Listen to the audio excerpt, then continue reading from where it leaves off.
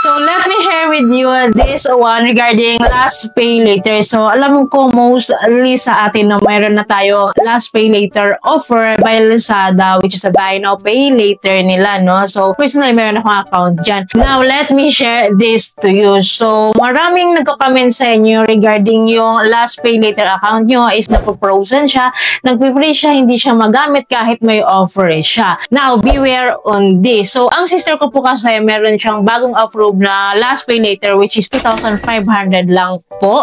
And then, in-avail niya po yun, nagamit niya kasi gusto niya po i-try. So, that time kasi, nagbakasyon sila sa isla, walang signal, no? And then, nawala sa isip niya na meron pala siyang due, may babayaran pala siya sa last pay later. So, nung nagka-signal siya, tumatawag si Akulaku PH. So, di ba si last pay later is powered by Akulaku, so siya yung tumatawag. And that time talagang nawala sa isip ng kapatid ko bayaran. Kasi nga po, una nandun sila sa isla, wala pong signal doon. Parang na-miss, miss niya talaga yung due date niya. And then, nung nagka-signal nga po siya, 2 days delay po siya, no? So, pinapabayaran na po sa kanya, pinapasettle po yung account niya. Of course, binayaran po ng kapatid ko po na pinuli paid niya na, of course. And then, after po niya na paid po yung kanyang balance po, no, sa last pay later nga, na nagka-delay nga po siya, no? Na-suspend yung account niya. Nag-frozen yung account niya po. So, ito yung nakalagay. Ayan po yung details niya, no? So, nakalagay po dito kapag ino-open po yung kanyang last pay later, no? Your account is suspended due to high detected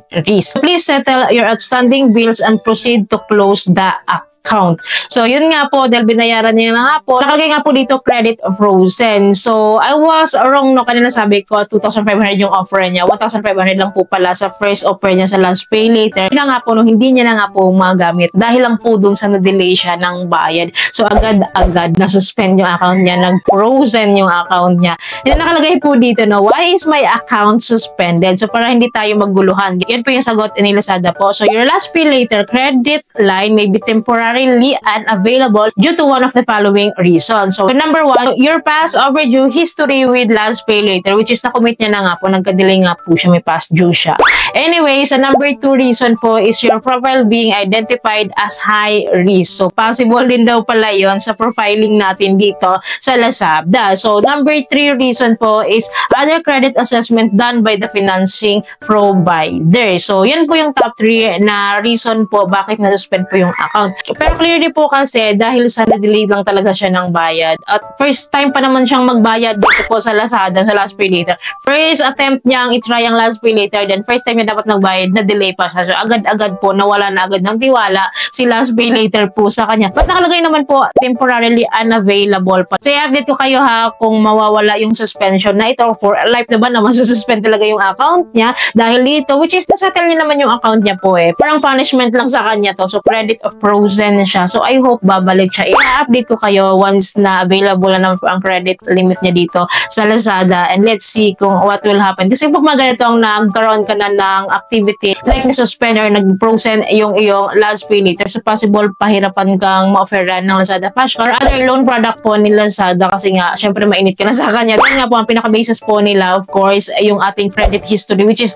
yun nga, dapat wala tayong past due, hindi tayo dili magbayad, so dapat maagap tayong magbayad dito. Again po, beware kayo dito ha. So, ingatan nyo yung last pay later nyo kasi mahalaga rin naman talaga sa atin to, like pambayad natin ng ating products na ating pinamili dito sa Lazada, and then through last pay later kasi no, kapag may last pay later po kasi talaga tayo, ito yung window of opportunity para ma-unlock po natin yung ating Lazada Flash Cash, which is pa-cash loan po ito ni Lazada, which is cash po talaga natin itong matatanggap. And currently, meron po ako ang Lazada Flash Cash, no, as you can see there. So, meron ako sa account ko na 15,000 pesos. Nag-loan po ako dyan ng kalahati, nabayaran ko na siya, and then hindi ko pa naman siya kailangan ngayon, kaya that's why buo pa rin siya. Then actually, hindi pa naman siya nawawala. I hope magamit ko pa rin siya, no? Hindi siya mag-frozen kasi wala naman tayong violation dito. Personally kasi, hindi ko pa po naranasan yung ma-delay sa Lazada or sa last pay later, Lazada Flash, hindi ko pa po naranasan. Ang tagal ko na po dito sa last pay later, no? And make sure ko talaga na sinusulat ko yung mga babayaran ko kasi dami ko na rin bayarin, no? So, baka kasi ma-miss ko siya, yun nga. So, baka makalimutan natin. Though, nagpa-remind naman lagi si last pay later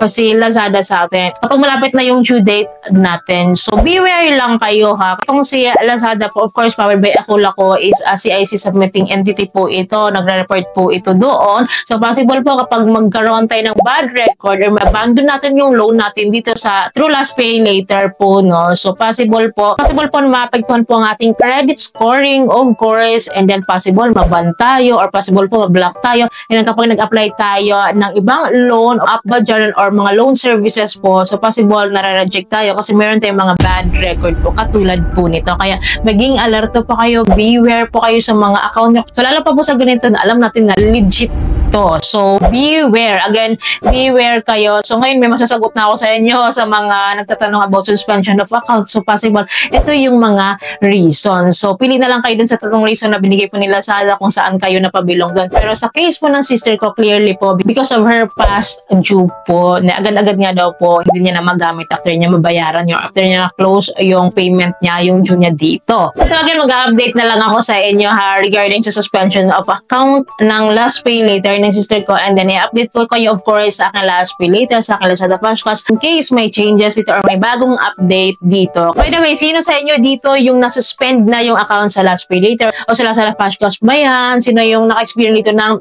frozen yung account dito? Bakit nagka-frozen yung account nyo? Sa tingin nyo, ano yung reason bakit na-frozen yung account nyo? Magkano na yung offer nyo ba dito sa last pay later sa Lazada Flashcash? So, sino na dito sa inyo yung parehas may account sa last pay later sa Lazada Flashcash? Kumusta po yung experiences? So, you can comment down below regarding your concerns kasi may mga viewers din po tayo na may iba't ibang experience of course, and then para aware din po tayo dito. Don't worry, again po, tulad po ng sabi ko, mag-update ako sa inyo time to time regarding last pay later Lazada Flashcash about their changes. I-update ko din po kayo regarding dito sa suspension ng account ng sister ko kung mababalik pa ba siya. So time to time, i-update ko kayo regarding that. Kaya dapat po nakasubscribe kayo and click nyo yung bell button para lahat po ng videos ko is updated and notified po kayo. So yun lamang po, ayaw po may natutulong kayo sa video. I hope nakatulong tong video sa inyo. Kung nagustuhan niyo po yung video, please don't forget to like and share. Thank you po for watching this video. See you on my next video. Bye!